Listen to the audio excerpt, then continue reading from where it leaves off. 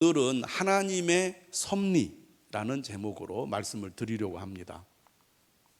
우리 그리스도인들이 자주 사용하는 용어들이 있습니다. 은혜라든지 구원이라든지 또 섭리, 이런 말은 안 믿는 사람들이 그 뜻을 명확하게 이해하기가 사실은 쉽지 않죠.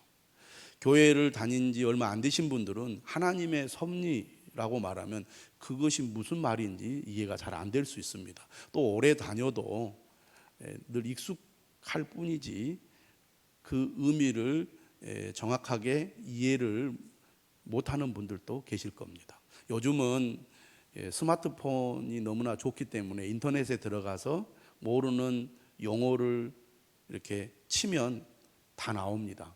기독교 용어라든지 기독교 여러 가지 상식이나 지식 등도 인터넷에 들어가서 찾아보면 설명이 잘 되어 있기 때문에 여러분들이 잘 모르는 개념이나 내용들을 찾아서 여러분들이 공부한다면 성경에 관한 지식이나 또 기독교 신앙에 관한 지식을 여러분들이 익히는데 도움이 되리라고 생각이 됩니다.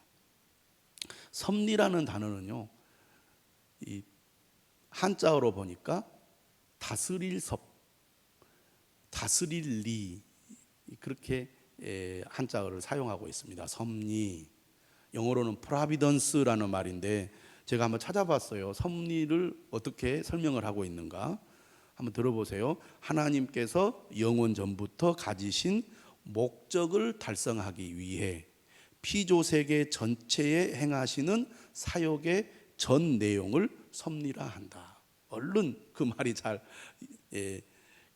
들어오지 않죠. 또 이렇게 설명을 했어요. 하나님께서 모든 피조물을 보존하시며 세계에서 생성하는 모든 일에 행동하시며 만물을 그 정해진 목적으로 인도하시는 하나님의 사역을 말한다. 그러니까 우리가 사역이라든지 또 하나님이 역사하신다라고 할 때 그 말의 의미는 일하신다는 거거든요. 그러니까 세상은 우연히 또 자체적으로 세상이 움직이거나 돌아가는 것이 아니고 하나님께서 개입하시고 하나님께서 직접 이 세상의 역사나 사람들의 삶 가운데 일하고 계신다는 그런 의미라고 하겠습니다. 그래서 섭리를 조금 쉽게 표현하면 이런 거죠. 하나님께서 계획과 목적을 가지고 세상을 다스린다는 겁니다. 세상을 다스린다. 오늘 본문은 요셉의 고백이 잘 드러나 있는데요. 요셉이 애굽에 팔려가서 종살이를 하고 오랫동안 옥살이를 하면서 고생을 많이 했잖아요. 그런데 요셉이 어떤 생각을 가지고 그가 살았는지 그의 삶을 보면서 우리가 알 수 있습니다. 사실은 창세기 말씀을 보면. 그런데 직접적으로 자신의 입으로 나는 어떤 생각과 마음을 가지고 살았는지를 처음으로 공개하고 있는 내용이 오늘 본문에 있는 말씀입니다. 나는 이런 생각과 이런 마음으로 살았다. 요셉이 한마디로 말하는 내용은 뭐냐면 나는 하나님의 섭리를 믿는다는 겁니다. 내 삶 가운데 하나님의 섭리가 있다는 것입니다. 근데 요셉의 이러한 고백은 요셉 전체의 삶에 매우 중요한 역할을 하고 있습니다. 자, 오늘 우리가 읽은 본문은 요셉 이야기의 클라이막스입니다. 절정이죠. 저는 오늘 이 본문을 제가 준비하면서 읽었는데요. 특히 이제 화요일 날 새벽 본문이 오늘 내용이잖아요. 본문을 쭉 읽는데 눈물이 나더라고요. 성경을 읽으면서 눈물이 왈칵 이렇게 쏟아지기가 사실 쉽지 않죠. 감정이입이 되어야 말씀을 이렇게 읽으면서 그렇게 감동을 받는 거잖아요. 우리가 드라마를 보면서 눈물을 흘릴 때가 많이 있습니다. 슬픈 장면, 배우가 정말 슬퍼하면서 막 통곡하고 울면 막 우리의 눈에서 눈물이 뚝뚝뚝 떨어지잖아요. 감정이입이 되니까. 그런데 요셉 이야기 오늘 말씀을 이렇게 읽어보면서 그렇게 감동이 되고 마음이 뭉클하고 눈물이 나더라고요. 요셉은 그동안 형들을 만나면서 자신의 정체를 숨겨왔습니다. 뿐만 아니라 그의 감정도 억제해왔죠. 하지만 오늘 본문을 보면 요셉이 드디어 베냐민과 형들에게 자신의 정체를 밝히게 됩니다. 요셉이 그동안 형들과 만나면서 자신을 숨긴 이유가 있었죠. 형들의 마음을 알기를 원했습니다. 그래서 여러 차례의 테스트를 통해서 형들의 진심을 그가 확인하려고 했던 겁니다. 그런데 그러한 과정을 통해서 변화된 형들의 마음과 진심을 알면서 그의 감정이 요동을 치기 시작했어요. 그런데 그는 감정을 억제하고 또 억제하죠. 그러다가 형 유다가 베냐민을 대신하여 자신의 종이 되겠다고 말을 했을 때 요셉은 더 이상 참을 수가 없었던 것입니다. 우리가 뭐 드라마나 영화를 보면서 막 눈물을 흘릴 때가 있잖아요. 그럼 눈물을 처음부터 이렇게 흘리다 보면 계속 이렇게 눈물이 나오는데요. 남자 체면에 어떻게 울 수가 있냐고 꼭 참고 안 울고 막 감정을 억제하다가 결정적인 장면에서 감정이 팍 복받쳐 오르면 그냥 울음이 나오는 게 아니라 눈물이 나오는 게 아닙니다. 소리까지 팍 지르게 돼 있어요. 그렇죠? 감정을 억제하고 억제하다가 더 이상 참을 수 없을 지경에 이르면 눈물만 나오는 게 아니라 소리까지 지르면서 통곡을 하게 되지 않습니까? 그런데 요셉이 지금 그런 장면을 보여주고 있는 겁니다. 그 정을 억제하지 못하고 소리를 질렀어요. 여러분, 애굽의 총리가 갑자기 자기들 앞에서 소리를 지르니까 이 야곱의 자녀들, 요셉의 형들이 얼마나 놀랐겠습니까? 그렇지 않아도 조마조마하잖아요. 조마조마해요. 지금 모두가 다 간첩의 혐의로 감옥에 들어갈 판이에요. 조마조마하는데 요셉이 갑자기 소리를 지르면서 통곡을 하니까 너무나 놀란 거예요. 그러면서 요셉이 어떻게 합니까? 자기 주변에 있는 모든 사람을 다 나가라고 하고 형들과 요셉 자신만 남아 있는 겁니다. 그러니 얼마나 불안하고 또 두려웠겠습니까? 그런데 요셉이 큰 소리로 울으면서 갑자기 히브리 말로 말을 하는 거예요. 내가 요셉입니다. 내 아버지께서 아직 살아계십니까?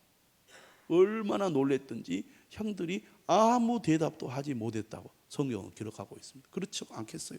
여러분들 같으면 그런 상황에서 지금 간첩 혐의를 뒤집어 쓰고 감옥에 들어갈 판인데 갑자기 애굽의 총리가 큰 소리로 울면서 히브리 말을 하더니 내가 요셉이라고 그렇게 막 울먹이면서 이야기를 할 때 얼마나 놀랬겠습니까? 죽은 줄로만 알았던 요셉이 그것도 애굽의 총리가 되어 있다는 사실이 도무지 믿어지지가 않았을 겁니다. 그러자 요셉은 형들을 가까이 오라고 말을 합니다. 진짜 요셉이 맞는지 확인해 보라는 거죠. 형들이 요셉에게 가까이 가자 요셉이 또 말을 합니다. 뭐라고 얘기합니까? 나는 당신들의 아우 요셉입니다. 그 증거로 무슨 얘기를 합니까? 당신들이 애굽의 판자입니다. 형들이 요셉을 애굽에 판 것을 아는 사람은 형들 외에는 아무도 없습니다. 아버지도 모르고 동생 베냐민도 몰라요. 형들만 아는 비밀이잖아요. 그런데 애굽의 총리가 당신들이 나를 팔았잖아요. 내가 바로 당신들이 판 자입니다. 라고 얘기를 했을 때 그들은 두려움을 느꼈을 겁니다. 왜? 진짜 요셉이 맞구나. 이 비밀을 아는 자는 우리와 요셉 당사자뿐인데 그렇게 얘기하는 것을 보니 진짜 요셉이 맞구나 라고 그들은 알게 되었을 거예요. 그 순간 얼마나 두려웠겠습니까? 이전에 애굽에 곡식을 사러 와서 공경에 처했을 때도 형제들은 요셉을 종으로 판 것에 대한 죄책감을 드러냈습니다. 그들이 공경에 처한 것이 요셉을 팔았기 때문이라고, 그래서 지금 죄값을 치르는 것이라고 말했던 자들이잖아요. 그런데 그가 팔았던 요셉이 지금 애굽의 최고 권력자가 되어 그들 앞에 서 있으니 얼마나 두려웠겠습니까? 원수는 외나무 다리에서 만난다고. 그들은 이제 우리는 죽었구나라고 생각했을 거예요. 그동안 간첩 혐의를 뒤집어 씌운 것도 우리에게 복수하려고 그랬구나라고 생각했을 거예요. 그런데 요셉은 뜻밖의 말을 합니다. 5절의 말씀이죠. 당신들이 나를 이곳에 팔았다고 해서 근심하지 마소서, 한탄하지 마소서. 무슨 얘기입니까? 나는 당신들에게 복수할 생각이 전혀 없습니다. 형들을 해칠 생각이 없으니 걱정하지 마십시오. 그런 얘기예요. 요셉은 그 이유를 무엇이라고 말합니까? 5절 하반절에 이렇게 말합니다. 하나님이 생명을 구원하시려고 나를 당신들보다 먼저 보내셨나이다. 하나님이 생명을 구원하시려고 나를 당신들보다 먼저 보내셨나이다. 실제로 요셉을 애굽에 판 사람들은 형들이죠. 그런데 요셉은 뭐라고 말합니까? 형들이 나를 애굽에 보낸 것이 아니라 하나님께서 나를 애굽으로 보내셨다고 그렇게 말을 하는 거예요. 형들이 요셉을 시기하고 미워해서 요셉을 애굽으로 팔아 넘겼지만 요셉은 이 모든 일을 행하신 분이 하나님이라고 그렇게 고백을 하고 있습니다.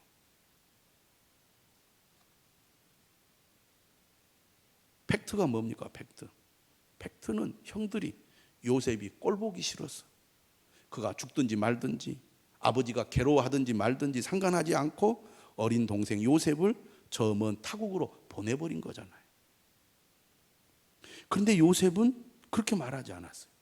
하나님께서 분명한 목적을 가지고 자신을 애굽으로 먼저 보냈다고 그렇게 말을 하고 있는 겁니다. 여기서 생명을 구원한다는 것은 무엇을 말합니까? 6절에 이렇게 되어 있어요. 6절 말씀 보시기 바랍니다. 이 땅에 2년 동안 흉년이 들었으나 아직 5년은 밭갈이도 못하고 추수도 못할지라. 여러분 2년 동안 흉년이 들었으니 사람들이 얼마나 힘들었겠습니까? 아마 많은 사람들이 이 흉년 때문에 목숨을 잃었을 거예요. 근데 이 말은 야곱의 가족에게도 해당되는 말이에요. 앞으로 5년 동안이나 흉년이 계속된다면 얼마나 많은 사람들이 굶주려 죽겠습니까?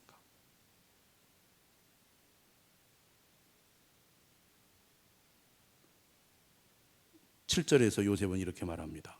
하나님이 큰 구원으로 당신들의 생명을 보존하고 당신들의 후손을 세상에 두시려고 나를 당신들보다 먼저 보내셨나니. 하나님께서 요셉을 애굽의 총리가 되게 하신 목적은 7년 흉년 때문에 형제들과 그의 후손들이 생명을 보존할 수 있도록 하기 위해서라는 것이죠. 왜 이것이 중요합니까? 야곱의 가족은 하나님의 언약 백성이기 때문이죠. 하나님은 야곱을 부르셔서 하나님의 언약 백성으로 삼으셨습니다. 아브라함을 통하여, 이삭을 통하여, 야곱을 통하여 하나님께서 동일한 말씀을 하셨죠. 내가 너와 함께 할 것이다. 너에게 땅과 후손을 줄 것이다. 큰 민족을 이루게 될 것이다. 그렇게 약속하셨는데 지금 7년 흉년을 통해서 야곱의 가족이 다 죽을 수 있는 그런 위기를 맞이한 거잖아요. 하나님이 그대로 내버려 두시겠습니까? 그런 가운데서 어떻게 해서든지 언약의 백성을 하나님이 보존하시지 않겠습니까? 어떻게? 요셉을 통해서. 그래서 요셉을 먼저 애굽으로 보냈고 애굽의 총리가 되게 하신 거라는 거죠. 창세기 50장 20절에 보면 야곱이 죽은 후에 형들이 요셉에게 찾아와서 용서해 달라고 요청하는 내용이 나옵니다. 그러니까 야곱의 형들은 어떤 생각을 했느냐? 아버지가 살아계시기 때문에 우리를 봐준 거라고 생각을 한 거예요. 이제 아버지도 죽었으니, 아버지도 세상을 떠났으니 우리도 이제 요셉에 의해서 벌을 받거나 목숨을 잃을 수도 있을 것이다. 그런 걱정을 한 거죠. 근데 요셉이 창세기 50장 20절에서 뭐라고 말합니까? 당신들은 나를 해하려 하였지만 하나님은 그것을 선으로 바꾸사 오늘과 같이 많은 백성의 생명을 구원하게 하시려 하셨나니 당신들은 두려워 마소서. 그러니까 요셉의 진심은 형들을 해칠 마음이 전혀 없는 거예요. 형들을 용서하고 오히려 형들을 살리려고 요셉은 자기가 애굽에 왔고 그는 그러한 사명을 가지고 그 일을 충실하게 감당을 해왔다는 것을 그 형들에게 분명하게 얘기를 하고 있다는 것입니다. 여러분, 인간적으로 생각해 볼 때 요셉이 형들이 얼마나 미웠겠습니까? 요셉은 순수한 사람입니다. 그리고 정직하죠. 아버지의 말씀에 순종하는 아들이었습니다. 아버지가 형들이 어떻게 있는지 세겜이란 곳에 갔는데 양을 잘 치고 있는지 그들이 안전하게 있는지 좀 확인하고 오라고 아버지가 명령을 내리잖아요. 100km나 가서 형들을 만나게 됩니다. 여러분, 100km는 먼 거리잖아요. 그 먼 거리까지 요셉이 형들을 찾아가서 우여곡절 끝에 만났을 때 얼마나 기뻤겠어요. 저기 형들과 양떼들이 있을 때 그는 형 하면서 뛰어갔을 거예요. 순수한 사람이니까. 근데 형들은 저 먼 발치에서 동생이 뛰어오는 것을 보고 뭐라고 말합니까? 저놈 죽여버리자 그러거든. 형들은 요셉을 보자마자 그를 붙잡아서 옷을 벗기고 구덩이에 쳐 넣어버렸어요. 요셉이 애걸을 했어요. 왜 그러시냐고, 살려달라고, 제발 그러지 말라고. 그런데 형들은 그를 끝까지 외면했습니다. 죽일 계획까지 세웠지만 유다의 제안을 받아서 미디안 상인에게 팔아넘기고 말았어요. 그렇게 아버지하고도 생이별하고 동생과도 생이별하고 형들과도 생이별하면서 남도 아닌 형들에게 그렇게 미움을 받아서 팔려갈 때 그 마음이 얼마나 고통스러웠겠습니까? 우리가 어렸을 때 중국 영화, 홍콩 영화를 많이 봤습니다. 중국 영화, 홍콩 영화의 주제는 주로 복수입니다. 복수. 어렸을 때 부모가 원수에 의해서 목숨을 잃어요. 그럼 어린아이가 저기 몰래 숨어 있다가 부모의 그 죽음을 보죠.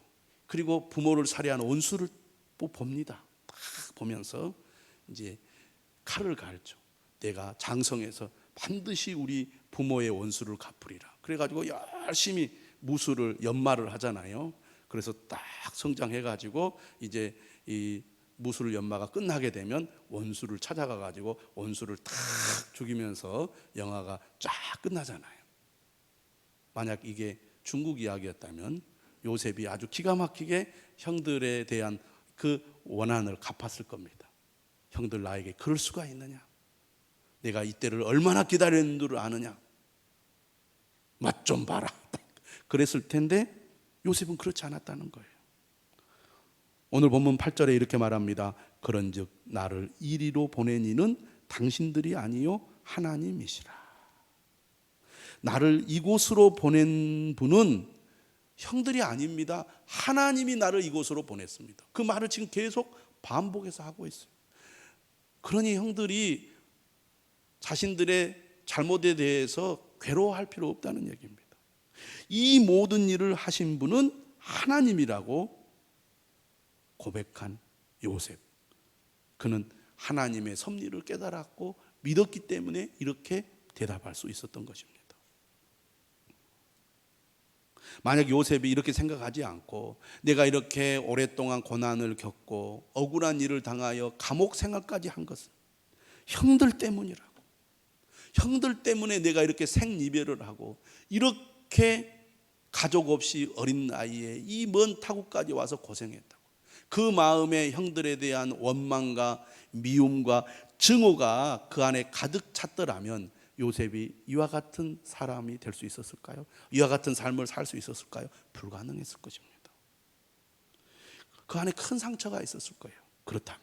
그리고 그게 트라우마, 정신적인 상처, 지워지지 않는 상처가 되어서 그의 삶을 힘들게 했을 겁니다. 이렇게 큰 상처가 있고 트라우마가 있으면 어떻습니까? 늘 원망하고 증오하는 그런 사람이 되기가 쉬워요. 그런 사람들은 다른 사람을 잘 믿지 못합니다. 세상을 삐딱하게 봐요. 그래서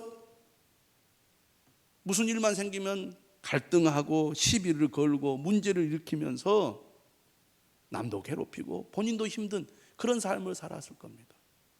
여러분, 조금 힘들고 어려운 일을 만나면 그걸 못 견뎌하고 자신을 학대하거나 아니면 다른 사람은 탓을 하거나 막 삶을 막 엉망으로 만드는 그런 삶을 살고 있지는 않습니까?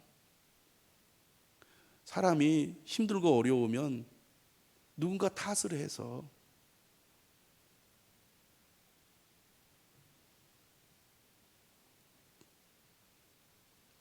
자신을 위로하려고 하는 사람들이 있습니다. 그런데 요셉은 그렇지 않았어요. 자신에게 이런 고난이 닥친 것은 우연하게 일어난 것이 아니라 하나님이 계획을 가지고 목적을 가지고 나를 이곳으로 인도했고 이러한 삶의 과정을 거치게 했다고 요셉은 깨달았던 것입니다. 그게 바로 하나님의 섭리인 거죠. 내 삶 가운데 하나님의 섭리가 있음을 믿습니다. 그러한 믿음이 그에게 있었기 때문에 그는 고난 가운데서도 억울한 일을 당하는 가운데서도 하나님을 신뢰하고 의지하는 믿음을 가지고 살았고, 그런 믿음이 있었기 때문에 그는 어떤 환경 속에서도 정직하며 선을 행하며 최선을 다할 뿐만 아니라 타인에게 유익을 끼치는 삶을 살았던 것입니다. 늘 피해의식이 있다면 어떻게 하겠어요? 다른 사람을 의심하고 믿지 못하면서 늘 이기적인 삶을 추구하지 않겠습니까? 그리고 남의 뒤통수를 칠 가능성도 있어요. 그런데 요셉은 그렇지 않았어요. 배반하지 않았습니다. 남에게 상처를 주는 행동을 하지 않았어요. 오히려 하나님의 때를 묵묵히 기다리면서 긍정 마인드를 잃지 않았던 사람이 바로 요셉입니다. 이처럼 내 삶의 모든 과정, 특별히 고난과 억울한 일과 또 힘든 삶 가운데 하나님의 뜻과 섭리가 있음을 믿으면 어떻게 됩니까? 그런 사람들은 환경이나 사람 탓을 하지 않고 하나님의 뜻을 헤아리게 됩니다. 왜 내 삶에 이런 어려움이 있지? 이 어려움 가운데 하나님께서 무엇을 하려고 하시지? 내가 무엇을 하기를 원하시지? 하나님의 목적이 무엇일까? 이렇게 생각하고 찾게 된다는 겁니다. 그리고 요셉처럼 하나님의 뜻과 계획을 알게 되고 하나님의 목적을 찾게 되면 그 목적을 따라 행동하게 된다는 것입니다. 여러분, 우리가 살아가면서 삶의 목적을 가지고 있다는 것은 매우 중요합니다. 우리가 어느 순간에 목적을 잃어버릴 때가 있어요. 그러면 의욕이 사라지게 되죠. 내가 왜 살지? 내가 무엇 때문에 살지? 힘들고 어려울 때는 뭐라 그럴까요? 일단은 이 어려움을 벗어나기 위해서 애를 쓰고 노력을 하지만 어느 정도 어려움이나 문제가 사라지면요, 삶의 목적이 뚜렷하지 않다 보니까 의욕을 잃어버려요. 삶의 의욕. 내가 왜 살지? 뭐 때문에 내가 이렇게 고생하면서 이렇게 살아야 하지? 이렇게 방황할 때가 있습니다. 그런 의미에서 삶의 목적을 가지고 있다는 것은 매우 소중한 일이죠. 요셉은 고난 가운데서도 하나님의 분명한 뜻이 있고 계획이 있고 또 나를 향한 목적이 있다는 것을 알았기 때문에 고난도 잘 이겨냈을 뿐만 아니라 그가 모든 것을 이루고 모든 상황과 환경이 좋아졌을 때도 중심을 잃지 않고 흔들리지 않는 삶을 살 수 있었던 겁니다. 하나님의 섭리, 그의 삶 가운데 하나님께서 가지고 계신 목적이 무엇인지를 그가 알았던 것이죠. 생명을 구원하시려고 나를 먼저 이곳에 보내셨습니다. 요셉은 형들에 의해 애굽에 온 것이 하나님의 뜻임을 알았습니다. 하나님의 목적이 있음을 알았어요. 이 모든 것이 하나님의 섭리라는 것을 알았습니다. 그렇기 때문에 형들을 미워하거나 원망하거나 탓하거나 그것이 트라우마가 되거나 상처가 되지 않고 오히려 용서하고 화해하고 그들을 진정으로 돕는 자가 될 수 있었던 것이죠. 여러분, 힘들고 어려운 일을 겪게 될 때 상처를 잘 받지 않습니까? 자주 낙심하고 실망하거나 시험에 드십니까? 환경을 탓하거나 또 사람을 탓하지 않습니까? 혹시 내가 실수하고 잘못했을 때 나를 학대하고 비난하지 않습니까? 요셉의 삶을 묵상해 보시기를 바랍니다. 그는 오랜 고난 속에서도 좌절을 하거나 원망하거나 포기하지 않았습니다. 남을 미워하거나 복수하려고 하지 않았어요. 세상과 담을 쌓고 애롭게 살지 않았습니다. 실망하기보다는 오히려 하나님의 때를 기다릴 줄 알았던 것이죠. 주어진 환경 속에서 적극적인 태도로 열심히 살았던 사람이 요셉입니다. 한결같은 삶, 그런 삶을 살 수 있었던 비결이 어디에 있었습니까? 그의 삶 가운데 하나님의 섭리가 있음을 믿었기 때문입니다. 자신을 향한 하나님의 목적이 무엇인지 알았기 때문이죠. 여러분, 치유되지 않는 상처는 자신에게도 고통이 되지만 타인에게도 고통을 줍니다. 그래서 이 상처가 있으면 삶이 늘 힘들어요. 자주 낙심하고 자주 슬퍼하고 자주 자신을 막 학대하고 또 남을 향해서도 그렇게 힘들게 하게 됩니다. 그러나 상처가 치유된 사람은 어떻습니까? 자신도 자유함을 얻고 타인에게도 평안함을 주죠. 상처 치유의 비결이 어디에 있습니까? 요셉을 보면 두 가지를 생각해 볼 수 있는데, 첫째는 용서입니다. 용서. 요셉의 입장에서 볼 때 용서하기 쉬운 일이 아니죠. 하나님의 섭리를 믿었기 때문에 용서할 수 있었던 거예요. 요셉은 단순히 용서하는 것으로 그치지 않았습니다. 그는 적극적으로 화해를 시도했어요. 관계 회복을 한 겁니다. 그래서 그가 형들을 테스트한 거예요.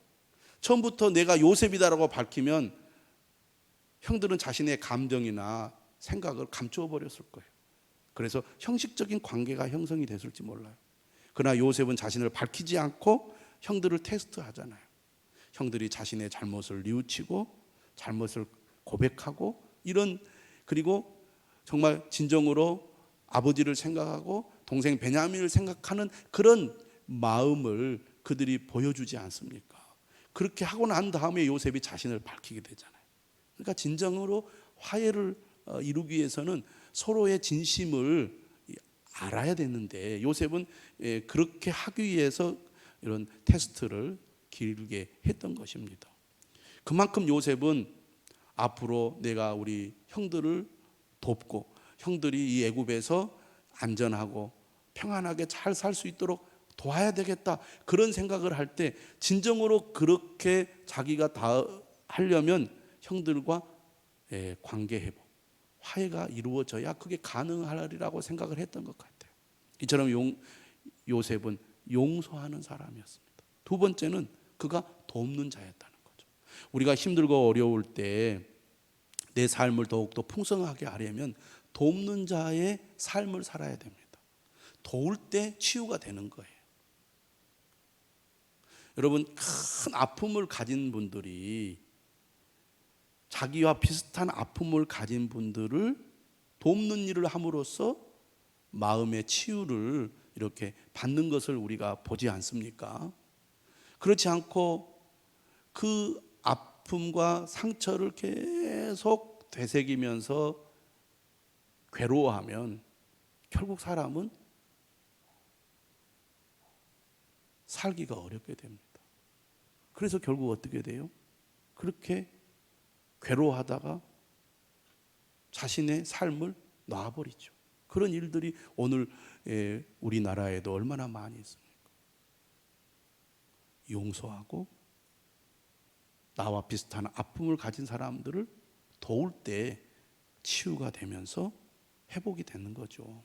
요셉이 이렇게 용서하고 돕는 삶을 통해서 그의 마음의 상처도 치유되었을 뿐만 아니라 하나님께 영광을 돌리는 삶, 하나님의 언약 백성으로서의 귀중한 사명도 감당할 수 있었던 것입니다.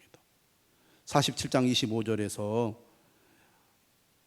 백성들이 요셉에게 이렇게 얘기합니다. 주께서 우리를 살리셨사오니, 여기서 주는 요셉을 가리키죠. 주께서 우리를 살리셨사오니 우리가 주께 은혜를 입고 바로의 종이 되겠나이다.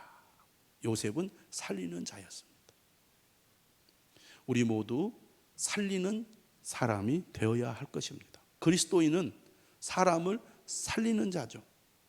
하나님의 섭리가 내 삶 가운데 있음을 믿는 사람들은 고난을 겪거나 억울한 일을 당할 때 그것을 비관하거나 그것 때문에 누구를 원망하지 않고 내 삶 가운데 하나님이 역사하고 계신다는 것을 굳게 믿고 오히려 선을 행하고 남을 돕고 용서하는 그런 삶을 살게 되는 것입니다. 우리 모두 하나님의 섭리를 깨닫고 그 섭리를 믿음으로 하나님께서 우리를 향하신 하나님의 계획과 목적대로 사는 저와 여러분들이 되시기를 주님의 이름으로 축원합니다.